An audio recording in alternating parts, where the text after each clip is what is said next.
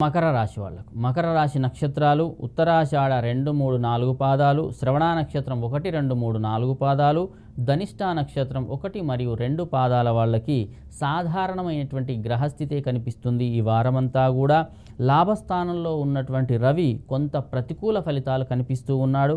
మరియు వ్యయస్థానంలో ఉన్నటువంటి శని కూడా ప్రతికూల ఫలితాలనే ఇవ్వడం వల్ల చంద్రబలం మాత్రమే మీకు తోడైంది. దానివల్ల లాభస్థానంలో కొంత బుధుడు కూడా ఉన్నాడు. 30% మాత్రమే 35% మాత్రమే మీకు మంచి ఫలితాలు అనేవి ఈ వారంలో మీకు గోచరిస్తూ ఉన్నాయి.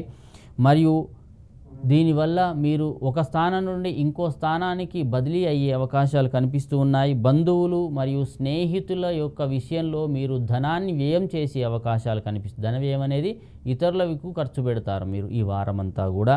మరియు ఉద్యోగపరంగా మరియు వ్యాపార పరంగా కానీ ఇతరుల ప్రాంతాలకు వెళ్ళి అక్కడ మీరు వ్యాపారాలు చేసే అవకాశాలు కనిపిస్తూ ఉన్నాయి.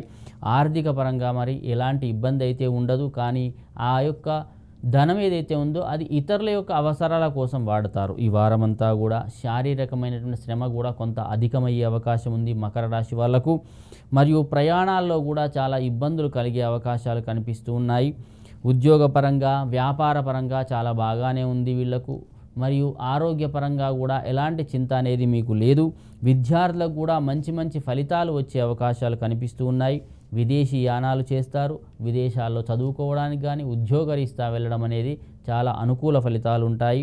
మరియు స్త్రీలకు కూడా ఉద్యోగపరంగా మంచి ఫలితాలే కలిగే అవకాశం ఉంది. అయినా సరే ఇంకేమైనా సరే దోషాలు ఉన్నట్టయితే ఆదిత్య హృదయ పారాయణం చేసినట్టయితే మంచి ఫలితాలు కలిగే అవకాశాలు కనిపిస్తున్నాయి. అదృష్ట సంఖ్య 3.